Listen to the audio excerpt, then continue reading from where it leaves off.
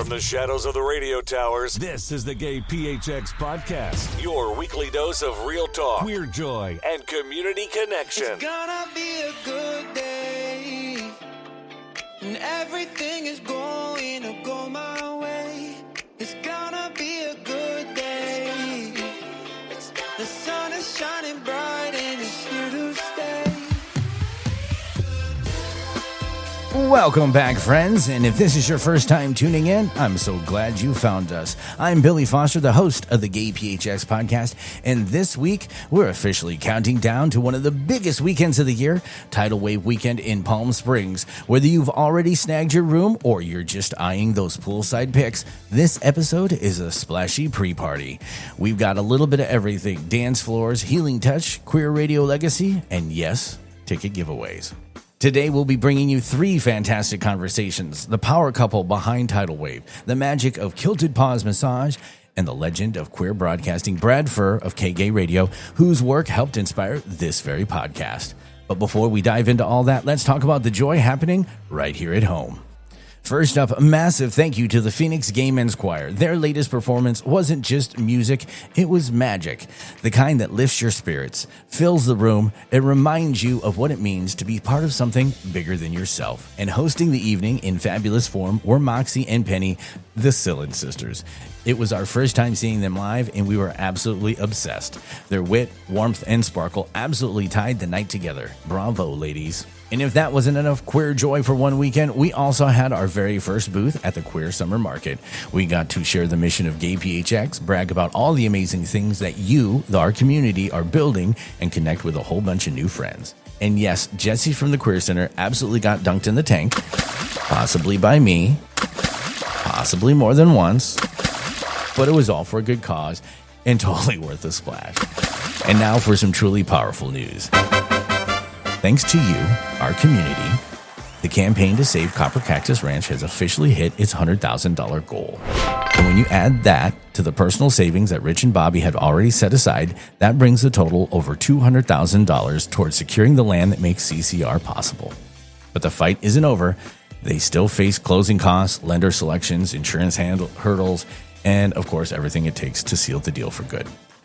But Bobby put it best: this isn't just a piece of land. It's a foundation of a dream, a sacred space where men, many for the first time in their lives, can breathe deeply, drop their armor, and simply be. If you'd like to be a part of the next chapter by donating, spreading the word, or even staying out at the ranch, you can do so at coppercactusranch.com. And now, let's talk about giveaways. We're giving away tickets all month long. And the winner is... Samantha W. is our very first winner of the pair of tickets to Kesha's Tits Out Tour, coming to Talking Stick Resort Amphitheater on July 6th. Thanks to Live Nation for helping us spread some glitter. Didn't win? We've got another chance for you right now. Enter this week's drawing at gayphx.com, and don't forget you can boost your chances with bonus entries if you follow us, follow Live Nation, and subscribe to this podcast. And don't forget, Oliver Electric is also hooking you up with Diamondback Pride Night tickets for June 27th. That's two epic summer giveaways on one site, gayphx.com. To increase your odds even more, make sure you're following GayPHX.com on Instagram, Facebook, and Blue Sky. We'll be dropping on-site giveaways and who knows what else all month long. So settle in, grab something cold, and let's catch up, because Brian's here with your full rundown of what's happening across the valley. Take it away, Brian. You're listening to the GayPHX Podcast. where community comes first. Hey, Gay PHXers, are you ready to shake off the work week and dive into the fabulous, the furry, and the fun? Coming to you from the shadows of the radio towers, it's your Gay PHX Weekend Picks. I'm Brian, and every week I bring you Brian's Hot 3, the LGBTQ plus events lighting up the Phoenix scene that you can't miss. From Latoria to leather to choruses and consoles, we've got a jam-packed week that's serving rainbows with a side of realness. Oh, and this week includes Friday the 13th. So if things get a little witchy, just blame the moon. Let's dive into it. Thursday, June 12th, we have Latoria game night with Rita and Celeste at the Thunderbird Lounge, starting at 8 o'clock. It's not your auntie's Latoria. This is full-on game show realness, hosted by the dazzling Rita and Celeste. You get 4 rounds of Latoria, 3 mini games, there's prizes galore, free to play, and 0 cover. Plus, you can shop local vendors that are on the patio, enjoy cocktails and craft beer from the bar. And Ripple also rolls in with free HIV services, and onboard the Chariot, they do rapid testing, take-home kits, prep access, and more. That's every Thursday is a party at the Thunderbird Lounge. Then we go to Friday the 13th. Celebrate queer voices and classics from the stage and screen with Curtain Up, a heartwarming concert by Southern Arizona's LGBTQ plus chorus. There's going to be 3 show times to choose from. You have Friday, June 13th at 7, Saturday, June 14th at 7, and Sunday, June 15th at 4 p.m. It's $20 for the early bird and $25 after that. It's free if you have a student ID, and you can get tickets at desertvoices.org. Raise your voice, feel the love, and applaud with pride. Saturday, June 14th is the Rainbow Rumble at Newtown Saloon. Registration starts at 4 p.m. It's on, gamers. Phoenix gamers are back with Rainbow Rumble, a showdown of smarts, skill, and sassy competition. It's $5 to enter. Prizes for first, second, and third place. Plenty of community, laughs, and digital smack talk. Whether you're a joystick warrior or just in it for the vibes, bring your best game face and let's rumble. Whether you're playing to win, singing your heart out, or shouting Latoria, GayPHX has your week covered. And that's your Brian's Hot 3. This has been your GayPHX Weekend Picks. Catch you next week, same time, same vibe, same rainbow-tinted mic. Remember, support local, show up queer, and keep shining. For more events, photos, and all things fabulous, head to gayphx.com, your digital HQ for everything fun, local, and queer in the desert. Coming to you from the shadows of the radio towers, I'm Brian, and that's what's hot. Want all the details? Head over to GayPHX.com, your one-stop shop for queer events, promos, and everything happening in the Valley.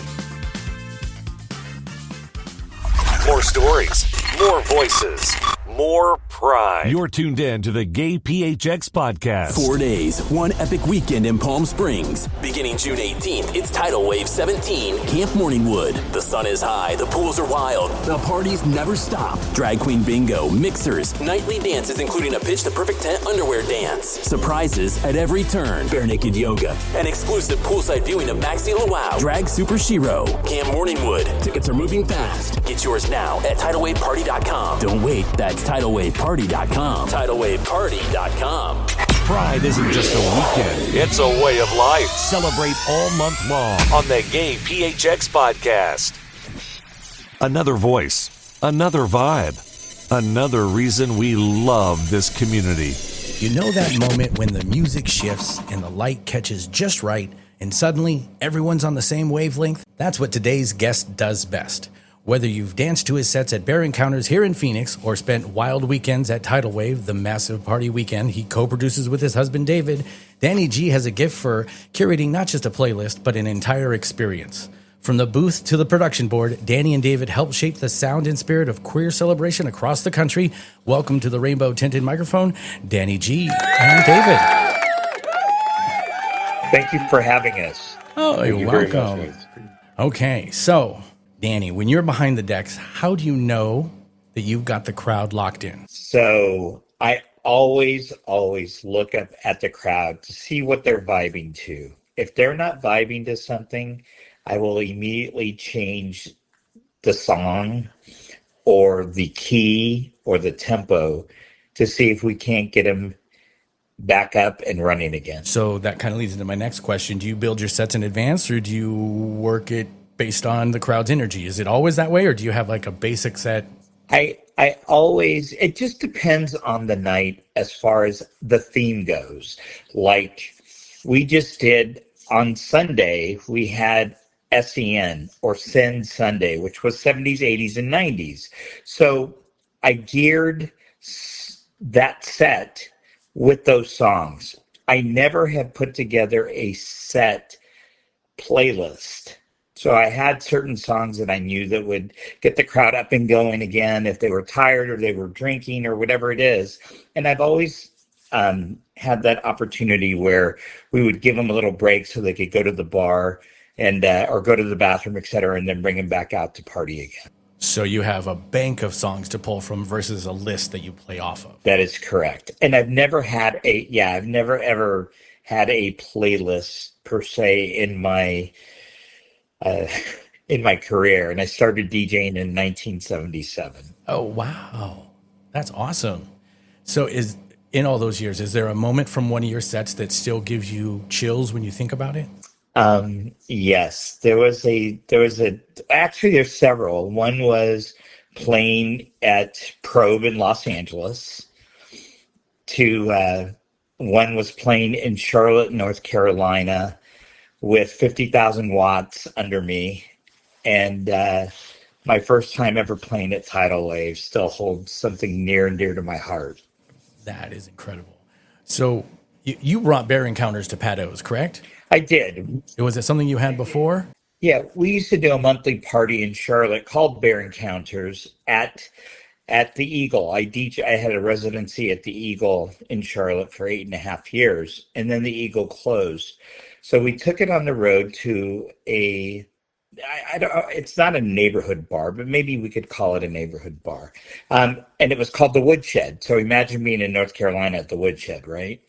And it was one of their busiest nights. In fact, one of the bar managers said, this night actually makes the revenue for the whole month. And I really felt blessed because it was never, it was always intended for people just to come out and have a good time and be inclusive. So whether you were big or small or hairy or not, just like Tidal Wave, we wanted everybody to have a good time. And when I went to Darren about it at Pados, I said, hey, we'd like to do it maybe, once a month, maybe twice a month, and it started out with maybe like 20 or 30 people. And it's become a regular occasion with a lot of people, and I'm a little bit humbled by it, and I turn red really easily when I talk about those kind of things, just because it's not me and it's not us, but we want to bring that inclusivity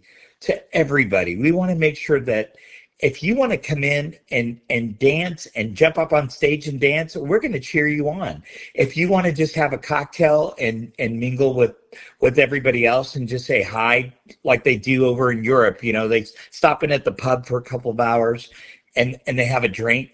That's great too. We want to bring that entertainment to the masses. So how does DJing a space like Pados compare to something that you do at Tidal Wave? So at Pados, we've seen a mix of, like I said, they'll sit down and they'll chat. We want to keep it low in the beginning until it starts to pick up, so they can still have some ambient music in the background, maybe something that they wanted to hear or haven't heard, or bringing back some nostalgia. And then as the night progresses, we make it a little bit livelier and a little bit more fun to dance to, etc. Whereas Tidal Wave, unless we're doing one of the dances indoors, the pool party's the same way, right? The pool party, you'll see guys get out of the pool or bounce around in the pool and have a good time. So that piece of it is very similar. The piece of the beginning of Bear Encounters and Tidal Waves pool parties are almost identical. It's when you start to get into the dances and you start to get into the evening hours where people want to come or they've had a few cocktails and they're ready to shake around, then that's what we do. When you produce something like Tidal Wave, what's it like building an event of that scale? Exhausting. So we had 2010 guests from 14 countries last year in Palm Springs. So I always laugh because we send out a survey monkey at the end, and somebody said, whoever that guy was at registration was just barking orders, blah, blah, blah. And they were referring to me. So the group, our group of volunteers said, hey, we have to talk to you. And I said, what? And they said, well, this is a survey that we got back. And I said, well, that's because they don't read and blah, blah, blah. And they said, see? I said, okay, you're right. So I gave over the reins to Dave, and Dave handles all the registration, where I handle all the, hey, the bathroom doesn't work. Hey, we're out of toilet paper. Hey, I don't know where to go next. Or hey. And I always laugh because I said, I feel like Lois in the Family Guy. It's Lois, mom, you know? Right. But at the end of the day, when I look out and I see everybody having a good time and I see everybody smiling and everybody's having fun, that to me takes all the mom, Lois. Hey, who's that guy behind the registration that's barking orders, right? That takes it all away. And there was something that always resonates with me, right? It was my first time. I had a business partner before David decided to jump on board, my husband. But I had a business partner, and we did it for 10 years together, and he was just tired because he was exhausted. So I said, okay, I'll keep going. When I first did it, this gentleman came to me and said, can I give you a hug? I got in the pool on a Sunday. Can I give you a hug? I said, absolutely. He said, I just want to say thank you. And I said, for what? And he said, for this. And he reached out and looked around, right? Mm-hmm. And he said, and watch this. And I get really sentimental talking about this, but he said, honey, would you mind going to get me a beverage out of the pool at the bar? This little guy, 5'5", hairy in a pair of Speedos, just roly-poly guy, just got out of the pool, went up and just walked over, right? And his husband said, he will not wear that in our pool at home. Aww. And I immediately just started bawling. I mean, I was like, he said, you've just made this such a welcoming and safe environment for him that he's willing to put on a pair of Speedos and just get out of the pool in front of, hundreds of people and not even think twice about it. And when I look at the crowd at the bunkhouse, I realize that we can get somebody who's trans or somebody who's bi or somebody who's straight or somebody who's whatever, and they all come in and still have a good time without feeling like this is a man's bar or this is a girl's bar or this is a what bar, right? It's everybody's bar. And that to me just does my heart, like it just makes it like sing. Well, that's what a tidal wave is. It brings everybody in. Right? Right. Well, that's what I'm saying. So that to me, and so doing Bear Encounters has been the same way. When you look at Bear Encounters and you're in on a Friday night, there's no rhyme, no reason, right? It doesn't matter. Everybody comes in and everybody has a good time. And that in of itself isn't because of me. It's because of the bar staff. It's because of the other DJs. It's because everybody realizes that, hey, this is a safe and fun environment and you can be you. The commonality is community more than anything. Correct. Absolutely. It's especially, now more than ever, it's important to have safe spaces for our community, and I'm very proud to have that at Paws and at Tidal Wave. Yeah, 100%. Yeah. So when you're not DJing, but you're both in like production mode, what's your biggest focus? Is it the vibe? Is it logistics? Is it the lineup? So if we're talking Tidal Wave, we start in September. We typically start in September, and then we really ramp up February, March, April, May. So those are our biggest pushes to make sure all the rooms are sold, making sure all the DJs are set, all the volunteers are set, etc.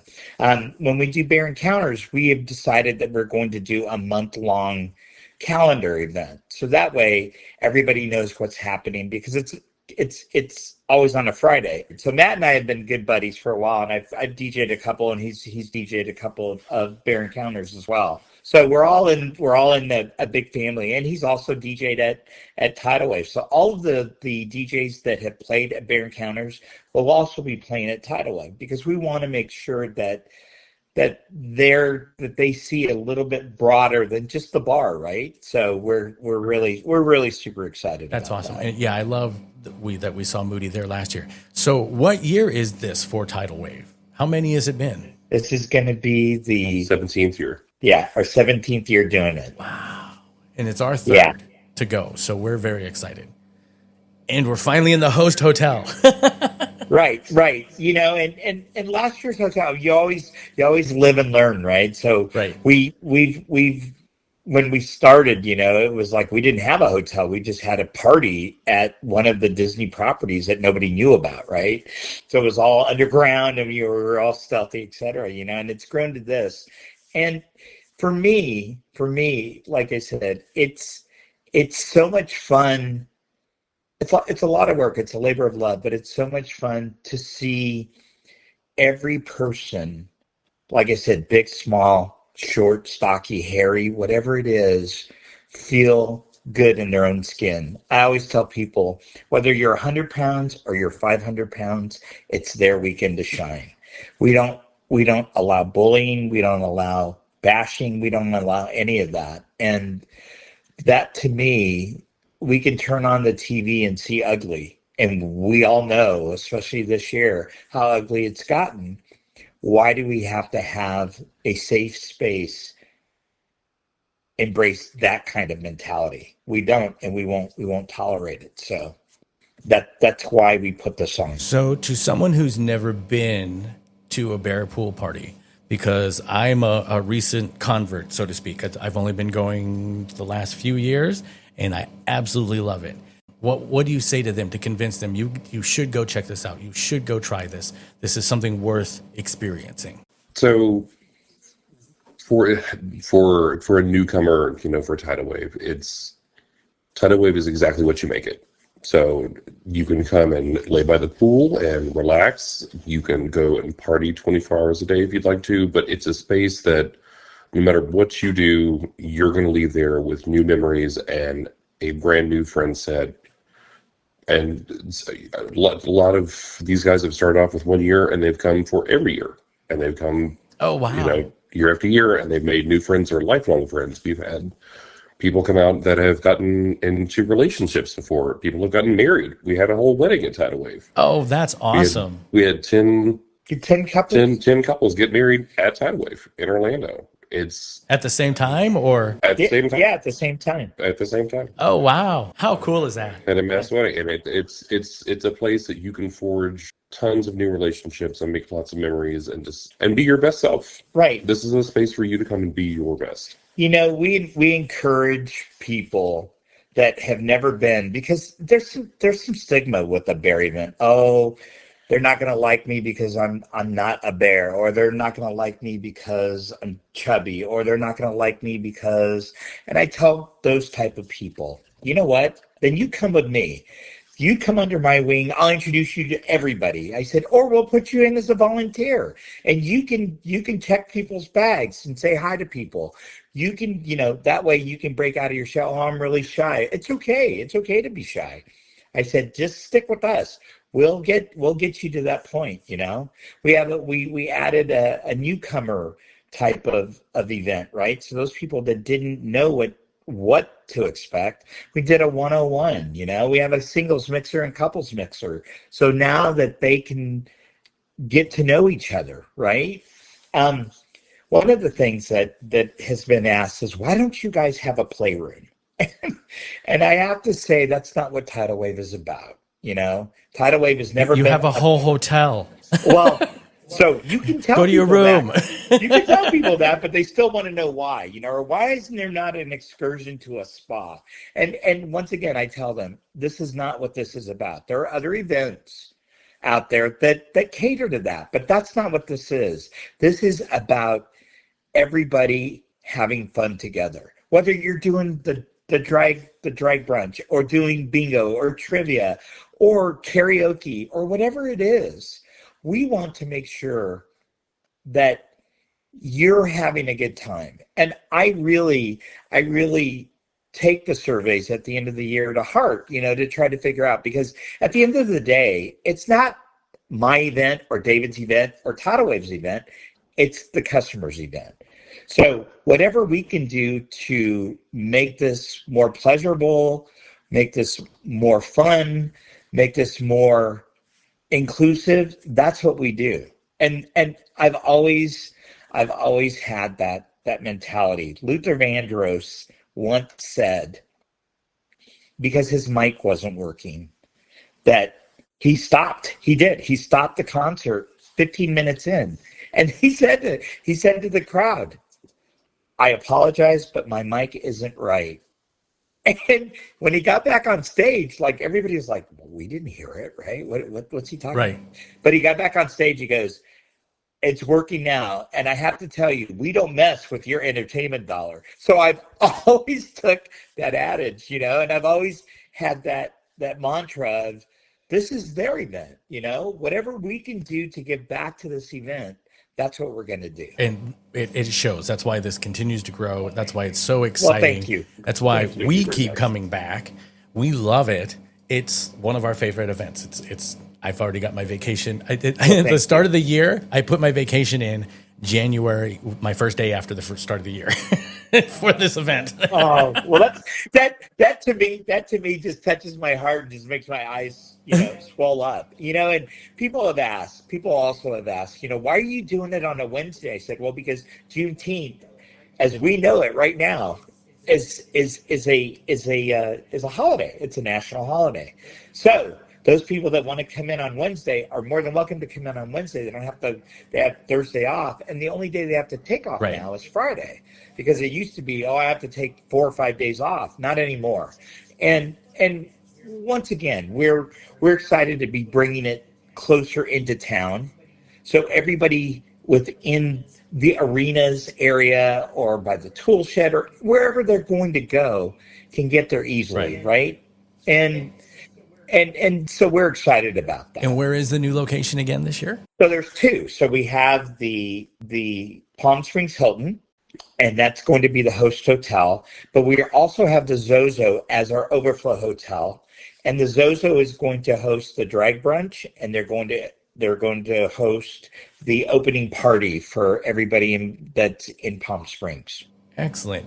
And for folks listening right now and that want to be a part of the next Tidal Wave, how can they get their tickets and book their rooms? So you can book your tickets online at tidalwaveparty.com. Once you purchase your passes, you'll get the book confirmation email from Eventbrite, and the hotel booking link is in that email. Excellent. And is there still room at the host hotel? There is still room at the host hotel and at the overflow hotel. Oh, no, yeah. So the other thing is, for those people who are in town, right, that only want to come to the pool parties or to the dances, there's those tickets available as well. Excellent. And if people want to follow you on social media, how can they find you? They can find us on Facebook at Tidal Wave Party and on Instagram at Tidal Wave Party. Anything else that you want to make sure that the audience knows? If you do come this year and I'm running around like Sonic the Hedgehog, just grab me and say, "Are you Danny?" And those people that are registering, you will see David. You can't help miss his beautiful blue eyes. I agree. And I can also attest that no matter what Danny has going on, if you've got a question or you've got something to tell him, he stops and listens. I've seen him running around like a chicken with his head cut off, and we had an issue, and he stopped, took care of our issue, and then moved on with whatever the craziness he had. So thank you. Thank you. That, again, that's why your party is a success. That's why we always love coming to it. It's, like I said, it's a staple for us every year. I always laugh when you say that, because the first couple of days, I always ask David, I said, "Dave, did you eat?"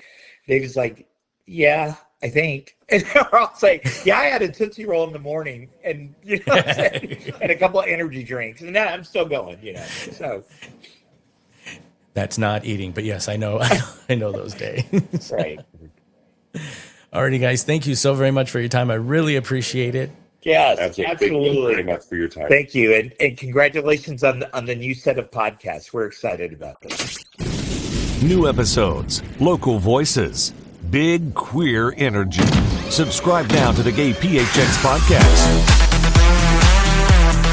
I'm Daddy Dave, your friend in the fight to end stigma, and I'm the founder of Team Friendly, here today to talk about HIV services. Live and love stigma-free of HIV. Today's world, HIV is very treatable and preventable. So in my opinion, fighting stigma of people living with HIV and testing for HIV is the first step. Whether testing for the first time or living with HIV, care and support are available throughout Phoenix. Share this message with your friends and family and let them know you'll be there for them no matter what. HIV testing is quick, free, and confidential, and results can come in just minutes. And if someone tests reactive for HIV, treatment helps people live a long, happy, healthy life and keeps the virus undetectable, meaning the virus can't be passed on to others sexually. We are all in this together. All over Phoenix, trusted providers are offering care, connection, and compassion without judgment. Check out the website hivaz.org for more information and to link to a provider. Let's live and love stigma-free of HIV. You are about to embark on a hero's journey. You will do something you never thought you could do. Destiny awaits, and you cannot escape it! Very funny, Valentina. You can just say take out the trash next time. Honey, in this house, we're all your friends. What's your name? I'm Simon. I'm Mama Moo Moo. This is my place. Every drag performer is unique.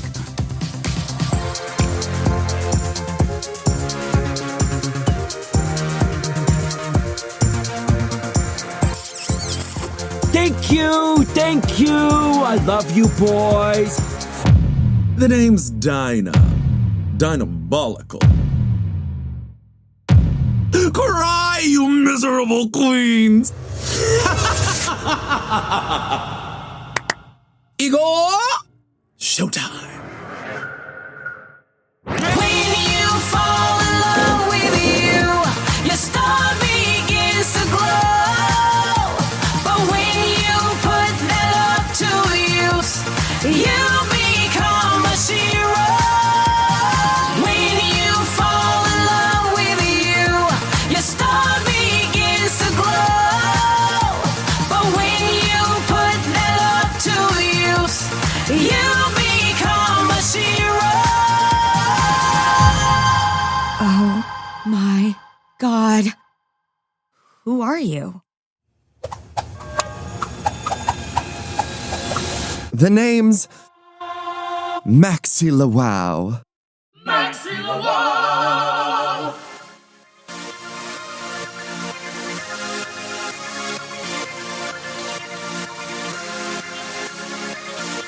Girl, I'm a super queen.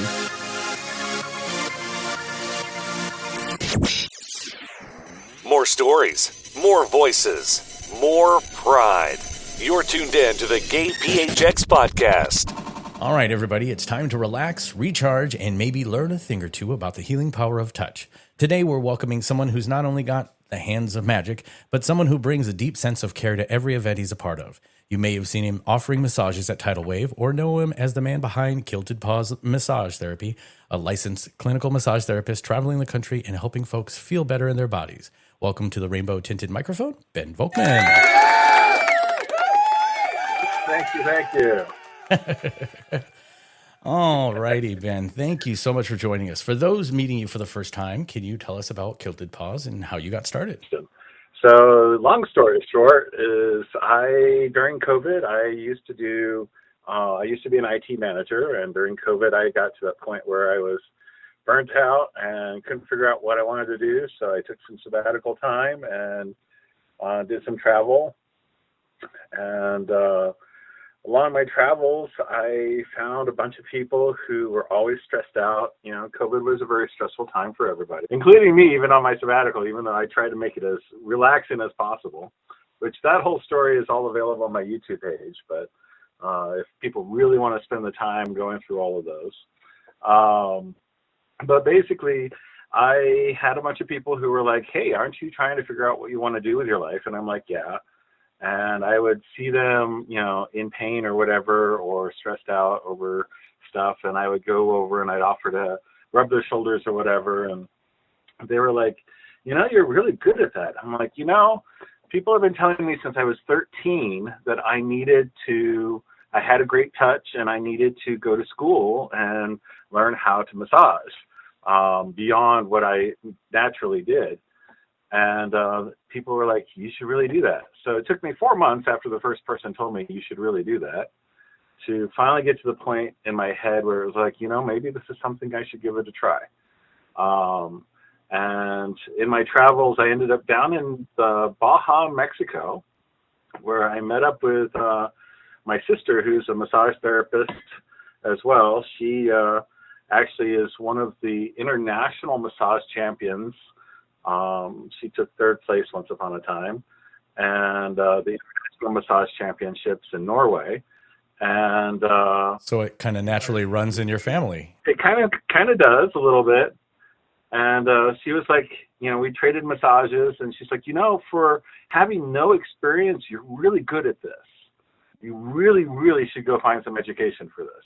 She's like, I don't tell everybody that they should become a massage therapist because it's not for everybody. But you've got a real touch.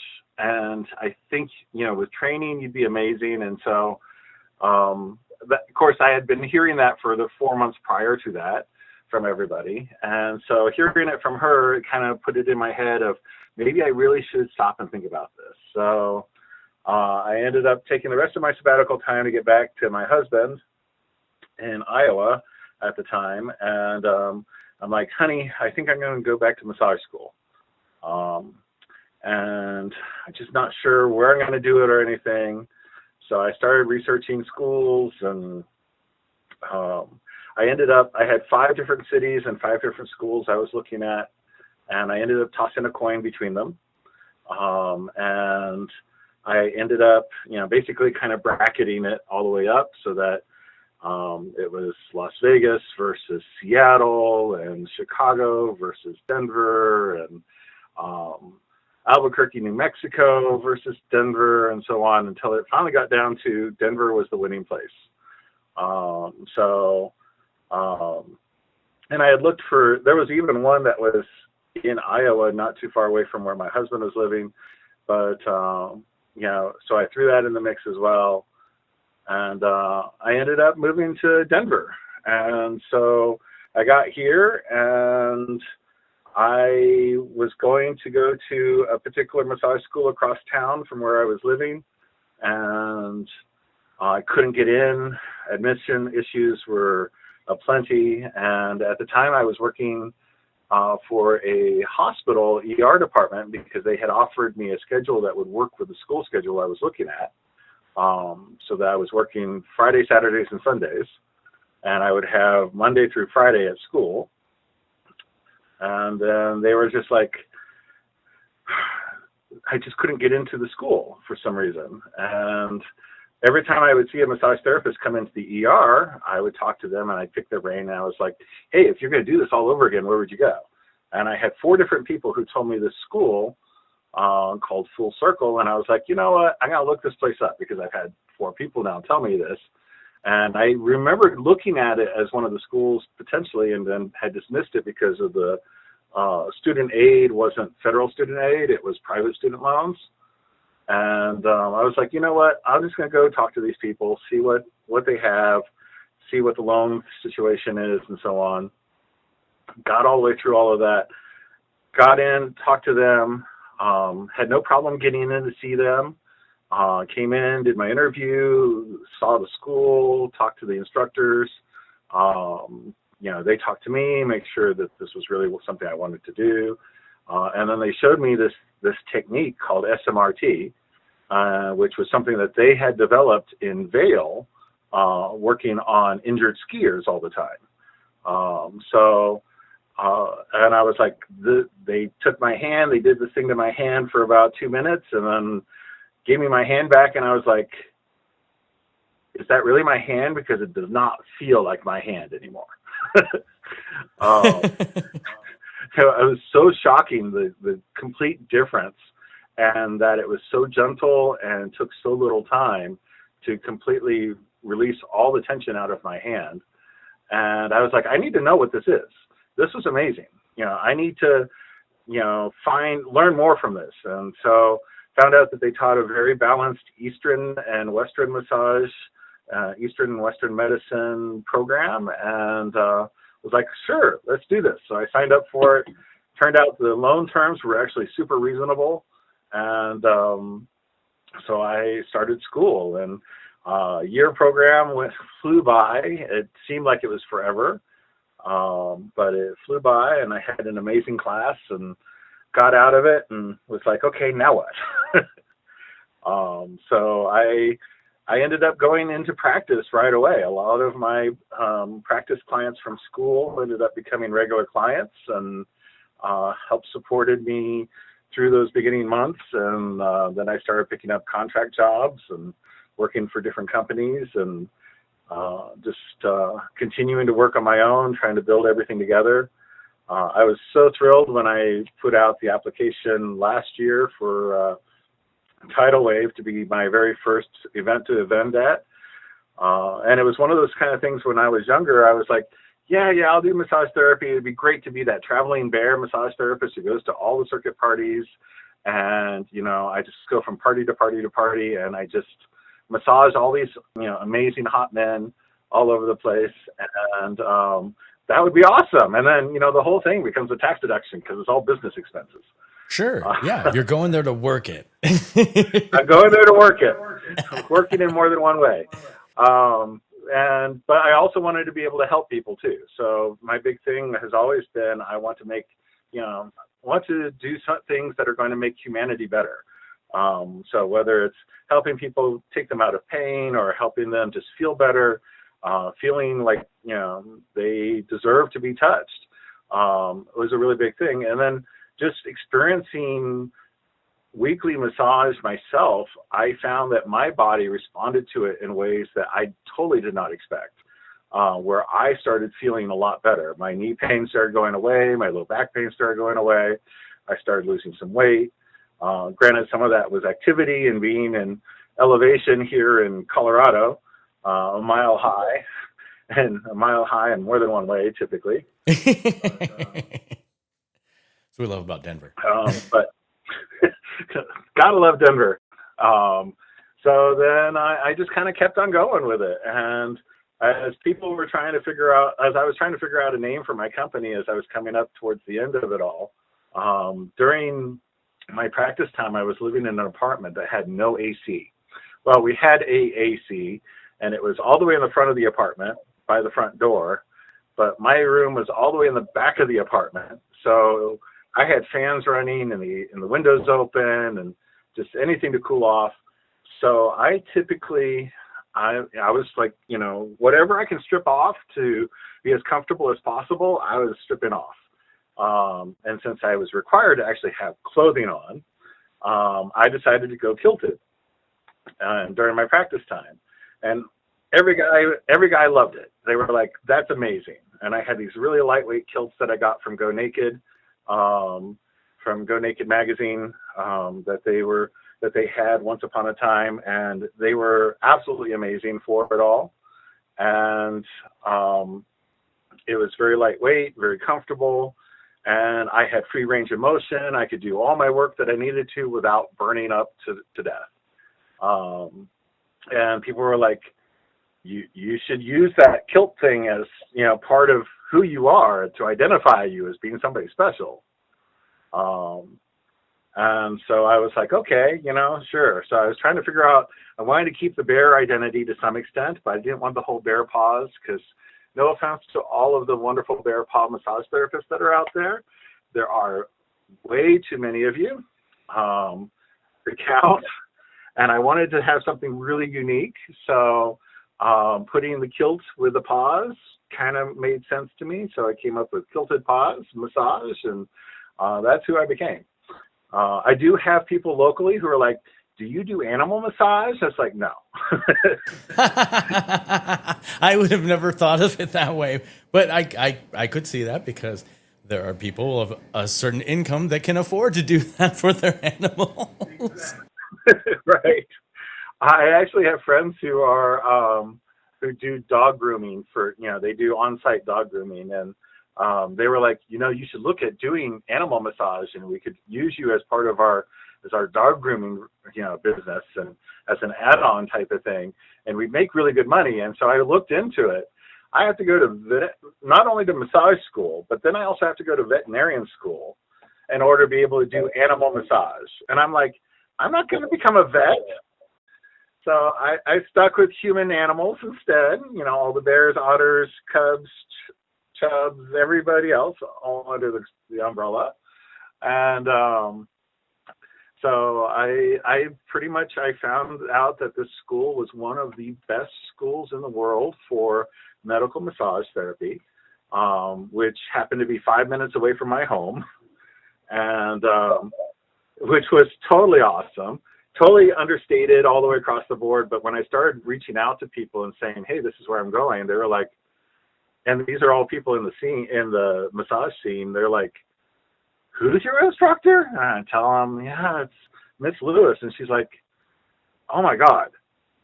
She's like one of the best. She travels around the world teaching her massage technique. And you're learning it as part of your basic program. You've got to step up in ways that most people never dream about. And I was like, awesome. So I've become a massage therapist full time, and I love it. I was invited to start teaching at the school and as a teaching assistant, and I have my own clinic, and I started working in Colorado Springs doing medical massage at a clinic for veterans, and it's been so rewarding to see people go from having real trouble trying to get from point A to point B, being able to get out of their vehicle and go to the grocery store, whatever, to actually being able to get up and walk a 1.5 mile walk all of a sudden, or to be able to turn their head all the way around so they can properly drive or whatever without lots of pain and so on. So it's been incredibly rewarding for me to be able to just be like, yes, this is who I am. I am a clinical massage therapist who really helps people, and I really make a difference in people's lives, which is really cool. And I can attest to that. Full disclosure, I have had a massage from Kilted Paws and plan to at the next Tidal Wave event. So I am definitely looking forward to it. When you're at an event like Tidal Wave, what's it like offering a massage in a space that's, a festive, social, and so high energy? Tidal Wave was really cool.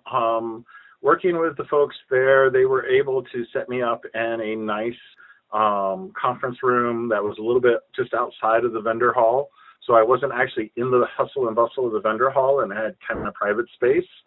So it was really nice because it gave people an opportunity to be able to kind of decompress a little bit from the event, and to cool off and to just kind of relax and let go. Tidal Wave last year was in Palm Springs, and Palm Springs in June got up to 117 degrees outside. So the AC had a lot of trouble keeping up with it. Yeah, that's just average for us here in Phoenix. It was like, okay.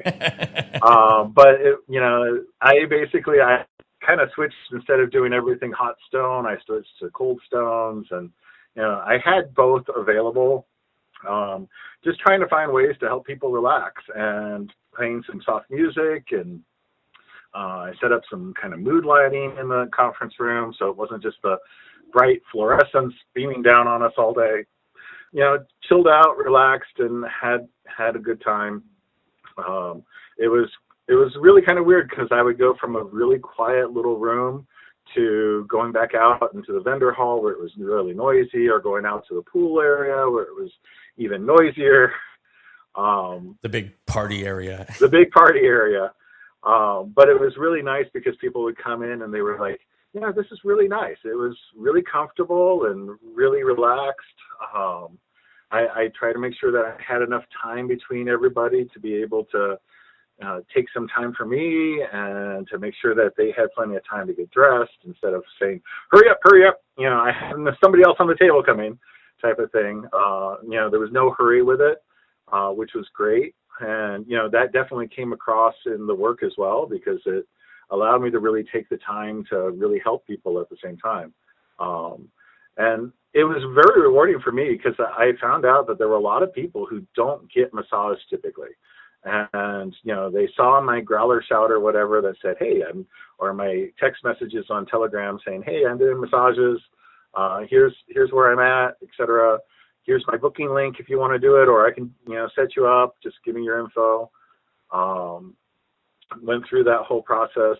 That was really easy to set up and everything with them. And it just made it so relaxing and comfortable. People were like, hey, I'm so glad that you're a big bear massage therapist on top of that.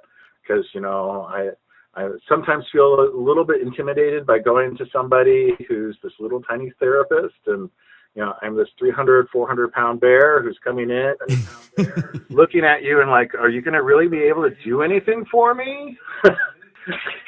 Right. No, I understand that because I occasionally have to go to the mall for a massage. And look, my mom was a tiny Asian woman, and I love tiny Asian women. And yes, they have a lot of gusto, but they do not have the upper body strength as a big bear.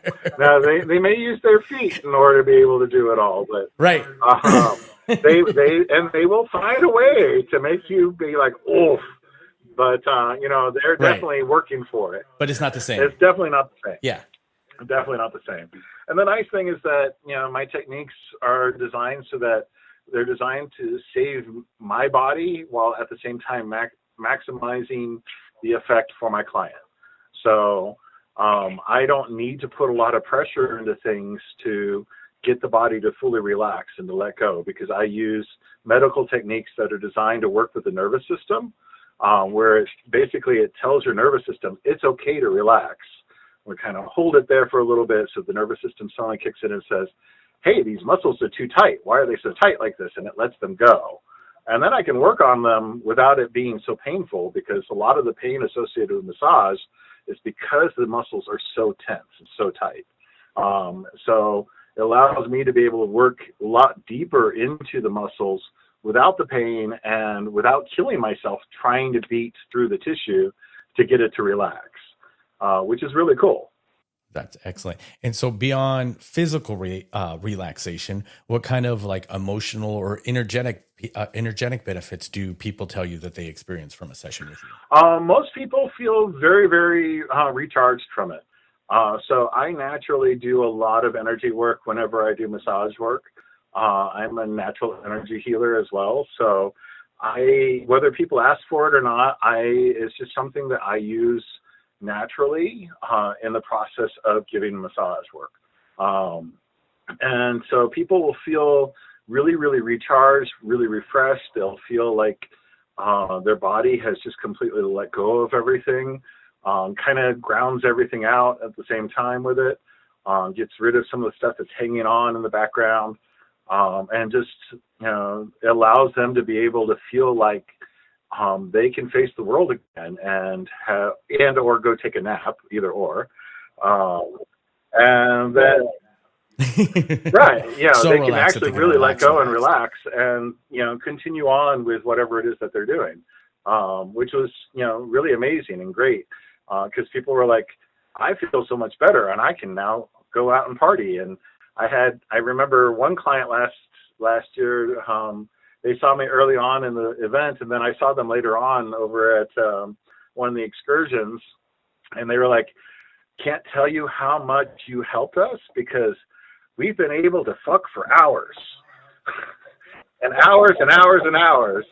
And, our back hasn't been killing us like it normally would after the first couple. And they're like, this has been like 3 days now. And I'm like, I'm so happy for you.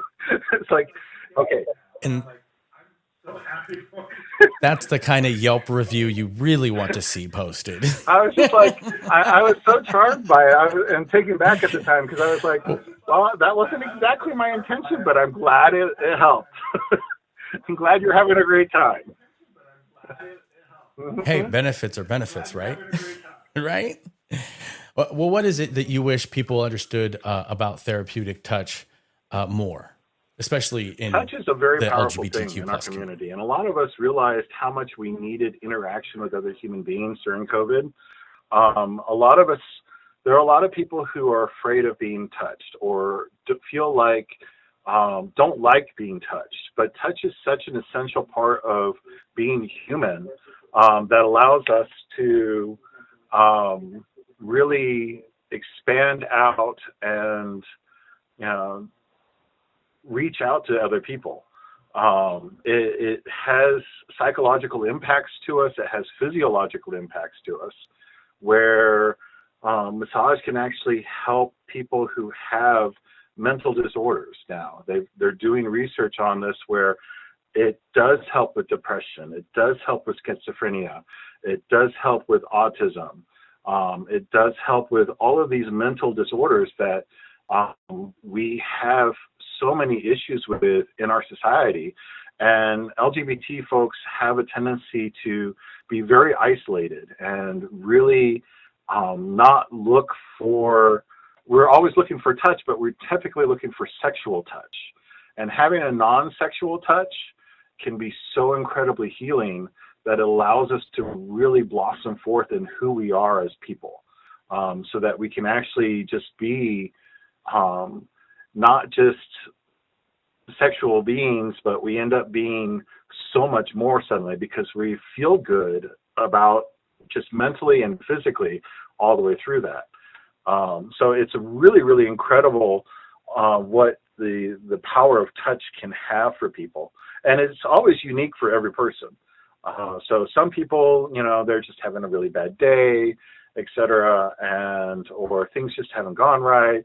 At events, that's, hey, that guy I was chasing after, he went after somebody else, and I'm really bummed out about it, but he's probably going to be a whore and come back around anyway. But I'm really bummed out, and just having somebody who's like, come here, let me work on your body, let's chill out, let's relax, and having your entire body worked on is so amazing, even though a therapeutic touch is not like an erotic touch. So even when I'm working through like groin muscles and such, it doesn't typically turn people on unless they're into pain.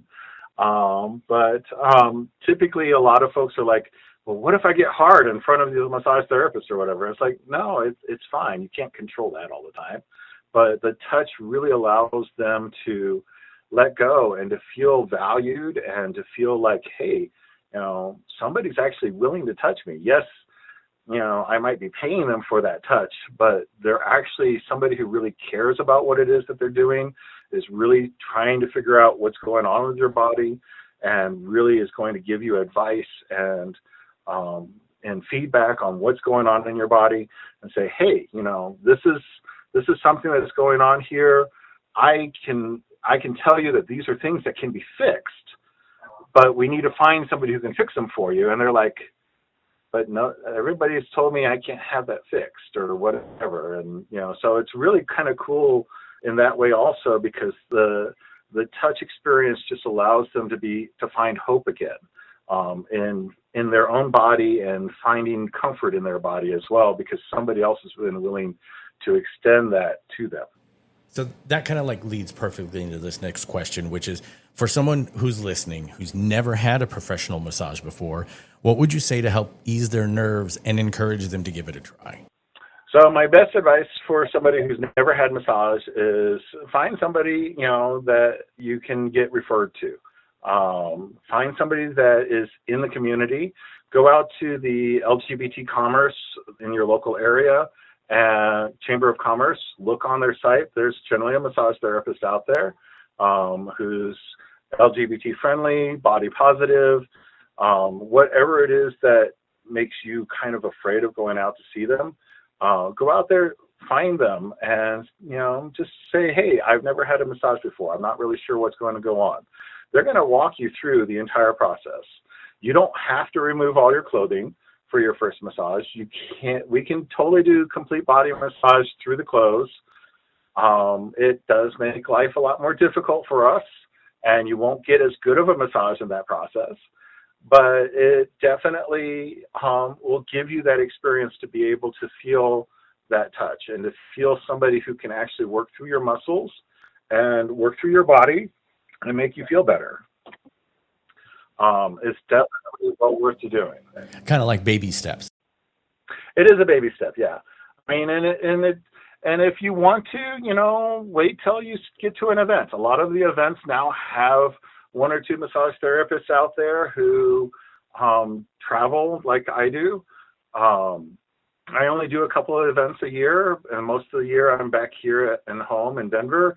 And I have folks who travel to Denver who have found me, and whether they see my ad and go naked, or seeing my ads on Growler or something, and say, "Hey, I'm interested in a massage. I'm going to be visiting XY dates," and say, "Okay, well, I have these openings. Go ahead. Here's my booking link. Go ahead and set up a session, and I can come to you, or you can come to me." A lot of massage therapists are very versatile with that. Some of us do mobile massage, where we'll go and meet you at your hotel room. Some of us are like, "Hey, come and see us at the office. We're not too far away." And the touch, the power of massage is really, really unique, and it can really change your life in different ways, depending on who it is that's doing it. There's a lot of crappy massage therapists out there, but even a crappy massage is still amazing. And I have definitely had my fair share of crappy massage therapy. Because as a massage therapist, and I tell this joke to everybody, I'm like, what do you think that massage therapists do to take care of their bodies? We go and get massage. Makes sense. That we believe so strongly in what it is that we do, that we do it for ourselves on a regular basis in order to be able to maintain our own bodies with as physical of a job as it is, so that we can actually continue to offer that to others. There's a lot of massage therapists who burn out after about 5 years, but the ones who have been around for a lot longer, they do it partially because they love it, but also because they take care of their own bodies by getting that regular work done to themselves. So they practice. Me personally, I get a massage every week. So, and if I can manage it, I'll get massaged twice a week. But it definitely makes a huge difference. And having those people out there, they're used to seeing everything. They've seen all kinds on their table. Most tables that are out there will support anywhere between 600 pounds up. My table supports 1,500 pounds. So I can literally have the 600-pound bear on my table, or tub on my table, and still get up on top of them and work their back if I need to on top of the table, and not have to worry about it breaking underneath us. Wow. So, and a lot of massage therapists have that equipment is designed to hold your weight, so you don't have to worry about the weight out there. Real massage therapists who are licensed and everything, they've gone through the training, they're out there, they've got the equipment to be able to take care of you, and they're going to do a good job. And you know what? You go out there, you find somebody, you feel better, go explore somebody else. If you don't like something the first time, try it again. Right. By somebody else. And somebody else is going to have different training, they're going to have different techniques, and they're going to offer something completely different. And and it's going to provide, still every time it's going to be a personalized service for you. They'll do exactly what you want them to do, well, within reason. Happy endings, I like to say that I don't offer happy endings. My only happy ending is happy muscles.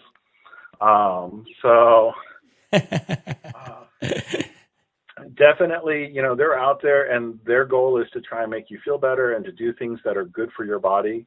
And, it is your massage and your body that they're touching.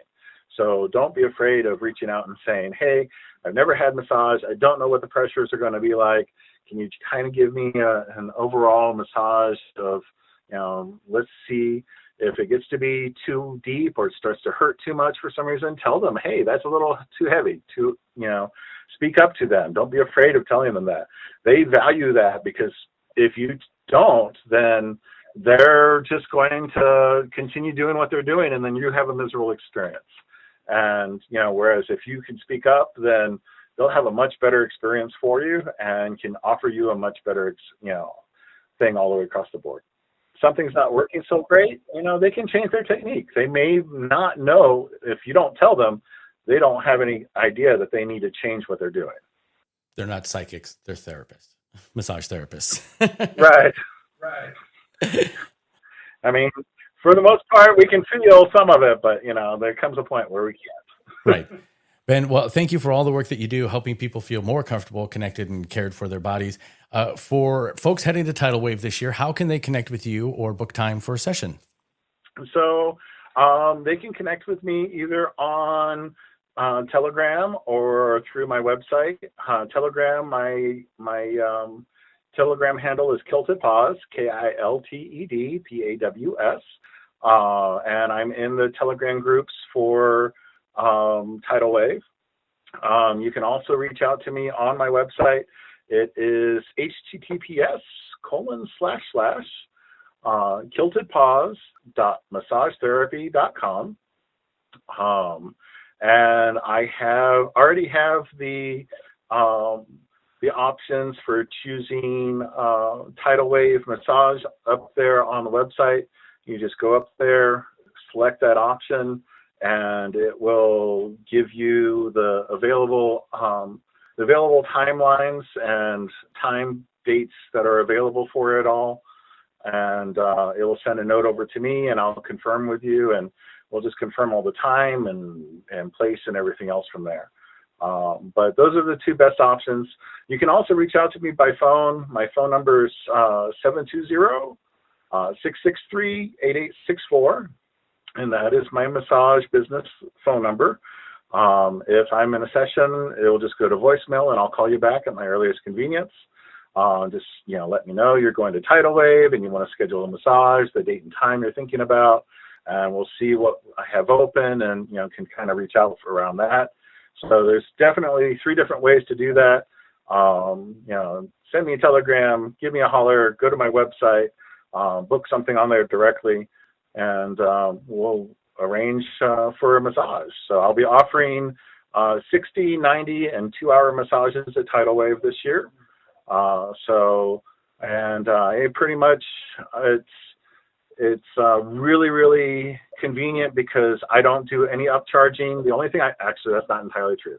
I upcharge for CBD oil because that stuff costs me a small fortune. But that's just a $35 charge per session. But otherwise, all the other tools that are out there that I use at my disposal to help you feel better, I don't charge anything extra for hot stones or for towels or cold stones or massage gun or anything else that I use, cupping, things like that, things that people typically get nickel and dime for doing massage. I don't charge for any of that. That's all included in it. So my goal is to make sure that you have a much better massage experience and to take care of your body as best I can, and to use whatever tools are at my disposal to be able to do that. Excellent. Thank you very much. Oh, thank you so much. Pride isn't just a weekend. It's a way of life on the GayPHX Podcast. Looking for a reason to smile this summer? Grit pool parties are back. Freaking awesome! And Tempe Sundays just got a whole lot hotter. Clothing optional. BYOB. And yes, the legends are true. Whether you're here to flirt, float, or find your tribe, it's all happening at Grit. Spots are limited. Visit gritaz.com to grab yours. This is what community sounds like. Hey everyone, happy Pride Month. It's me, Apollo. And I'm Delos, and we're both bringing you this week's puppy play events happening around the Phoenix area. Tuesday, see Pups and Friends compete in the Rising Star Talent Show at Stacy's at Melrose, hosted by the charismatic Mia Adams, starting at 8 p.m. Wednesday, Get Up and Go-Go's Amateur Go-Go Night, hosted by Pup Bolt at Anvil. Dancers sign up at 9 p.m. Event starts at 10. On Thursday evening, catch the Cirque du Soleil trade show at Cobalt Phoenix, hosted by the one and only Bearded Beauty Trey, starting at 8 p.m. If you're feeling frisky and Zoomies is your speed, meet up with the Zoomies Club at the Rock Phoenix at 8 p.m., hosted by Pup Stitch. It's hot out, so bring a water bottle and stay hydrated. If you're feeling friskier, head on down to the Milkshake Fetish Ball, a monthly kink and fetish party at Stacy's at Melrose, starting at 9 p.m. Lastly, after a week full of debauchery, confess your sins at Sunday service drag brunch at Stacy's at Melrose starting at a new time of 12 p.m. Live performances by Trey, CCTV, and music by Pup Ivory. For full event details, including cost, gear level, and more, sniff amripac.com/events. We hope everyone has a fantastic week and an amazing Pride Month.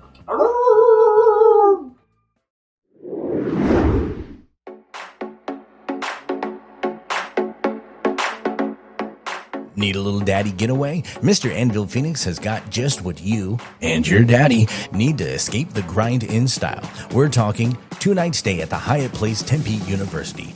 Breakfast for 2 each morning, a $50 gift card to Culinary Dropout, a handmade leather flogger by Wayne Teskey, a leather pipe duffel bag filled with sexy toys, champagne, and more. It's over $600 worth of delicious daddy-level decadence, and it could be yours for just $1 a ticket or 6 for $5 if you're feeling lucky and thrifty. The winner will be drawn Sunday, June 15th at 4:30 p.m. during the Daddy's Demo Day Party at Anvil. Can't make it? No worries. You don't have to be present to win. Just show up, shout out, or show Daddy the ticket later. We're not judging. All proceeds go to the Mr. Anvil Phoenix Travel Fund, so you're helping support queer leather visibility while potentially scoring a weekend of your dreams. So go ahead, grab a ticket, call your daddy, and start planning your escape. Uplifting the community. One business at a time. It's the Business Spotlight. You're about to hear how one man turned a Palm Springs signal into the international voice for the LGBTQ+ community. If you've ever wished for a space on the dial that truly sounds like us, this is the story behind the station that made that happen. For us here at GayPHX, he's the reason we believed that something like this was possible. We don't have a tower, we can't afford a transmitter, so we built a website and we started this podcast. He showed us the power of building your community and broadcasting pride 365 days a year. Please welcome to the rainbow-tinted microphone, the creator of KGAY Radio, the one and only Brad Fuhr. Well, thank you very much. And if this were a leap year, we'd have 366 days. Right? But it's only a non-leap year, so we'll deal with it. But it's going to feel like a really long year. Boy, it certainly has already. I can't tell you. You know, it's interesting. Thank you for the introduction, and thanks for having me on. And Billy, you've been such a huge supporter. You and Brian both have been such huge supporters of ours, and I can't tell you how much we genuinely appreciate it. You have a love of the radio business that shows through, and I really love what you are doing in Phoenix, and I really appreciate everything. And I want to say, you know, we started out with KGAY. It was part of a nonprofit organization called Cucella Media. And when that was first formed, myself, Chris Sheevel, our program director, John Taylor, our morning host, we came on board to help the nonprofit out. I already had Gay Desert Guide, which is like your GayPHX. I already had that going here in Palm Springs, but radio was the love of my life. So I really wanted to have a radio station. This nonprofit came along. We all kind of came on board, and after about a year, the nonprofit started to crash and burn. We left. COVID happened. And then I was able to come back just after COVID and buy the radio station from the original owners. And that really set us on a path to kind of relaunch KGAY. We've been going, I think, for almost 4 years again now, and it's been really an incredible journey. But what I want to say about that is what's changed is, you know, we would inject a little politics when life was better. You know, we would certainly talk about political topics, but we talked a lot about the LGBTQ plus community. We had a lot of, I think we had a lot of rights. I think we had a lot of privilege, may not be the right word, but we certainly thought we were on a good trajectory as a community. And as soon as Trump came into office, all of that changed. And what I would say about that is the station, even though we're an entertainment-based radio station and people love the music mix and all of that, we've really had to take a hard right, so to speak, in terms of starting to talk about politics and how it's affecting our community so greatly. And how do you find that balance, especially when you had, like, for example, you had the bombing happen? Right. Well, the bombing was kind of a one-off incident. We had an IVR clinic that was bombed a few weeks ago. We actually did some reporting from that, and then John Taylor, our morning host, had some interviews with community leaders, including our mayor, on the days following. But what we've done is the morning show with John Taylor. John tends to focus more on the fun things that are happening in Palm Springs. Those are the community events, the plays, the theater, the personalities that are coming into town, the Trixie Mattels of our town, for example. But we have had to go into more political situations, talking about how our LGBTQ plus community is impacted mentally, and talking to the LGBTQ Center about how many more people they are seeing, talking about the increased needs for our food banks and things along those lines. So some of those interviews have taken a more serious tone. And Chris in the afternoon, Chris Schiebel, our afternoon guy and program director, Chris has a lot of fun with it. What he does is he takes some headlines from the news literally as it's happening. And of course, there's crazy every single day. So Chris goes on and he pokes fun at it, but in a way that we all know it's a serious situation and that it's something that we as a community need to pay attention to. But he doesn't bring you down. And that's what I really appreciate about what Chris does on his show. Yeah, I agree. Chris has got a real talent for keeping me informed and laughing about it at the same time, even though I want to cry. Exactly. We would like to cry most days, it feels like these days. So I feel like KGAY is the Avengers of radio. Like talent from across the country came together and bam, Gay Avengers of radio. How many years of broadcasting experience does everybody have altogether? Oh my God, we have more experience than there are years in the last century and a half, I think. Chris Schiebel and I first met in radio in the early 1980s. So now that's 50 some years, since that's happened, almost 45 years each. So that puts it at 90 years. John Taylor I think he's been in radio for 35 or 40 years. And then we have EJ Tyler, our production director, and many other people behind the scenes, including all of our mixed DJs who have wonderful experience in their own right. So yeah, we're approaching bicentennial years of radio experience. Is there a listener story or moment that stuck with you throughout all the years? Ooh, that's a really good question. There have been moments that have really brought tears to our eyes as we've done interviews and collected information and heard stories about people. But I think one of the most meaningful things that we did was when Stonewall was approaching its 50th anniversary. We went back and we played the songs from the jukebox at the Stonewall Inn. We actually went through and played a lot of those songs. And we were hearing on the air, we were hearing stories that people were recounting from those days, whether they were there, because very few people were of course there or whatever, but people who just had memories from all of those songs that were played at Stonewall Inn. And I thought back to the place that I wasn't out at that time. I didn't know anything about Stonewall. And I put myself in the place of those who were brave enough to stand up and fight. And that was really a very touching moment for me, for KGAY, because it was something really outside of our format. It wasn't necessarily the songs that we normally play, although some were, but some were just like some of the old R&B songs from that day, etc. Wow. I get chills. Now, with all the noise in the media now, we've got streaming platforms, you've got radio, you've got satellite radio, you've got your phone blowing off. How does KGAY compete with all of that? That's a really good question. I don't really believe that we compete with all of that. I think we find our niche, we find our place, and we hope that people find us. We don't do this for, we're not trying to get clicks and hits and, so many hours of people streaming us. That's not what's important to us. To us, what's really the thing that we come to work to do every day is that's really to serve our local community here in Palm Springs and the Coachella Valley. But what that does then is it paints a picture and it tells a story that the rest of the world can hear.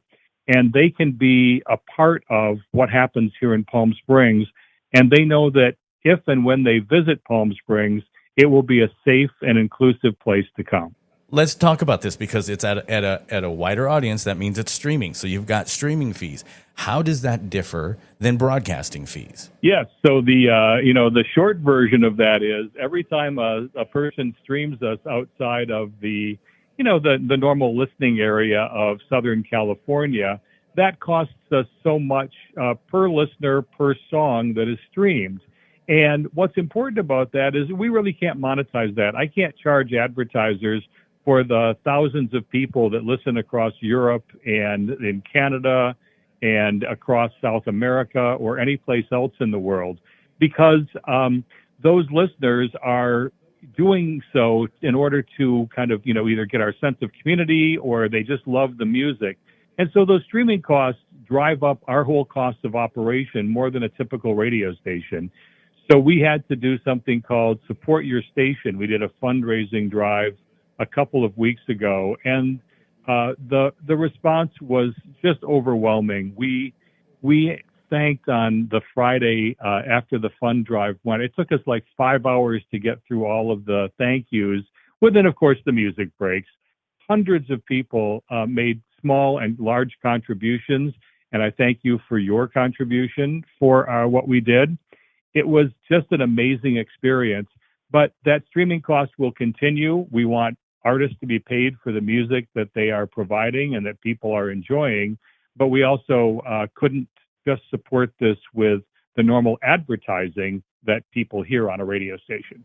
Yeah, I felt like I had to contribute my part because, again, you are the inspiration for a lot of this stuff. I'm the one probably streaming a lot of it too, a lot of the time, because it's everywhere in my house.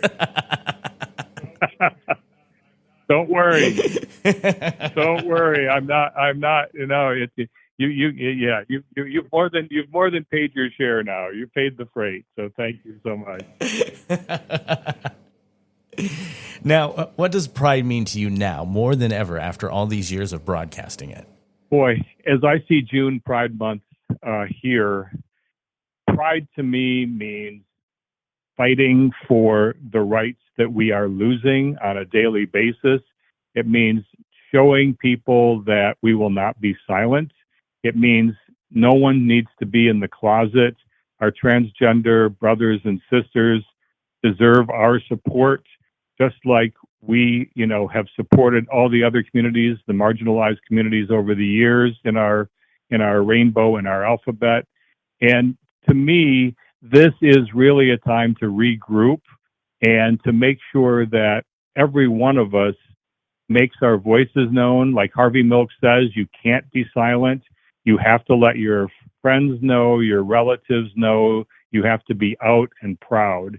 And I think now more than ever, people need to know who we are, that we have influence, that we are just human beings that want to love and be a part of this planet. It's beautiful. And if there's a message that you hope someone takes away from tuning into KGAY, especially younger audience, what do you hope that is? It ain't bad being older. How's that? So the music that we play spans generations, and I want a young person that hears a Kesha song or hears a brand new song on the radio to be just as engaged with the Sylvester song from the 1970s and to take time to learn about why Sylvester was a big deal in our history as part of the LGBTQ plus community.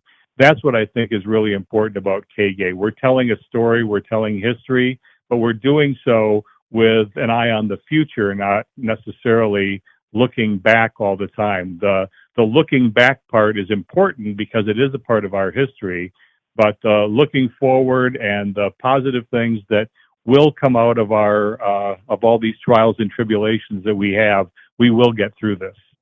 That doesn't kill you, makes you stronger, right? There you go. And how can listeners support what you've built? Well, KGayPalmSprings.com is our website, and yes, we are still accepting contributions for the Support Your Station campaign. We're only going to do that once a year, but we do leave it up in case someone gets motivated and maybe did not listen. But, we appreciate all the support we've gotten so far. There's two other things you can do. You can certainly listen to the station, enjoy the streaming, enjoy what we do. Send us comments on our social media pages. We use the handle at KGAY1065 because that's the frequency we are on here in the Palm Springs area. And you can, you can just send us some love. Excellent, Brad. Thank you, not just for being here today, but for building something that gave us permission to build and dream bigger. KGAY isn't just a station, it's a signal for every queer person. It helps normalize things. That was the thing that I fell in love with. When I listened to it, I heard things that were the same way that I talked to my friends. And hearing that on the radio just changed me. I really like that point because it has normalized conversations about some things that may have stigma. For example, we have a sex club in Palm Springs called Club 541. They advertise on our radio station. We know that there's a lot of heterosexual people that listen to the station, and yet, no one has, there's been no pitchforks and calls for us to not advertise something like that. And, also when we talk about members of our community and they share their stories about coming out or something bad that's happened to them or even something good that's happened, what I really appreciate is those allies that we have in our community have kind of gotten to know some of the things that we talk about, and they will talk back to us and they'll kind of feed that back to us. And sometimes it's a little embarrassing. Sometimes they don't quite understand what we're talking about, but then they get, oh yeah, we get that. And that's a fun part of the station as well. Yeah. It's like also watching Mid-Century Modern, that new sitcom that is, the Gay Golden Girls. That feels like our conversations. It makes us feel normal. Exactly. And it was even set here in Palm Springs. Yes, which is so great. Brad, we're so grateful, we're inspired, and we're proud to have you as part of our GayPHX story as well. Thank you so much, and proud to be associated with you, and thanks for all of your support. It's meant a lot to us, and I'm rooting for your success and for your growth in Phoenix. Pride isn't just a weekend. It's a way of life. Celebrate all month long on the GayPHX Podcast. Popcorn, peanuts. You want to experience Pride Night at Chase Field like a VIP? GayPHX and Oliver Electric are giving away 2 diamond-level seats to the Diamondbacks Pride Night game on Thursday, June 27th. And yes, parking is included. Popcorn, peanuts. You'll enjoy 10% off concessions and 20% off gear at the team shop. You can even order food from your seat with a QR code. Enter now at GayPHX.com. Bonus entries for following us, Oliver Electric, and subscribing to the GayPHX podcast. We'll draw the winner on Sunday, June 22nd, and announce the name in our June 24th episode. Don't miss this Pride Night hookup. Go enter now. Pride lives here. What an episode. And before we say goodbye, we want to take a moment and just say thank you. Thank you for making it this far in the episode. It truly means the world to us. This podcast isn't just content, it's community.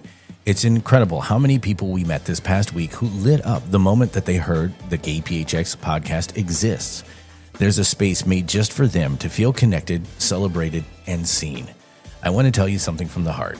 Years ago, I worked at 1010 and 1480 AM, the Air America affiliates right here in Phoenix. And back then we had a transmitter, radio tower, signal maps, and all the old school infrastructure. But most important thing that I learned was this. It's not the tower that builds the community, it's the voice. And we still have ours. Loud, clear, and rooted in love. So if you enjoyed the show, please help us spread the word. Share it, post it, tell a friend, or mention it to someone who needs a little more pride and connection in their playlist. Because the more people who find us, the stronger this community becomes. And next week, we've got something fabulous coming your way. We're sitting down with the creator of Maxila Wow, the animated drag superhero you've heard the trailer for earlier in this episode. Her story is wild, heartfelt, and unforgettable. And for those heading to Tidal Wave, you're in for a treat. You're going to be getting a special poolside screening of her origin story during the weekend, so don't miss it. And let's talk giveaways, because everything we're offering this month is for you. We're giving away a pair of Kesha tickets to see her Tits Out tour, courtesy of Live Nation, and a pair of Diamondback Pride Night tickets thanks to our partners at Oliver Electric. These aren't just promotional clicks. They're not brand gimmicks. They're real tickets, real events, and they're meant to celebrate you. They're a thank you, a gift, an invitation. And all you have to do is say yes. Head to GayPHX.com to enter both giveaways and follow us at GayPHX.com on Instagram, Facebook, and Blue Sky for bonus entries, surprise chances, and on-site prize drops. And finally, a heartfelt thank you to our incredible guests this week, Danny G and David, the heart and hustle behind Tidal Wave, Ben from Kilted Paws, whose healing hands help bring comfort to every bear he touches, and the one and only Brad Fuhr, founder of KGAY Radio, whose voice and vision helped inspire this very show. You made this episode something special. Thank you for being a part of it. I'm Billy Foster. From the studios to the streets, this is the voice of our community. If you like what you heard, be sure to like, subscribe wherever you get your podcasts, and check out GayPHX.com for photos from the weekend, our full event calendar, and to tell us who we should feature next. This is your community podcast, and your voice belongs here. See you next week. Together, the sun is bright, and there's nowhere better than by your side. Work together, the sun is bright, and there's nowhere better than by your side.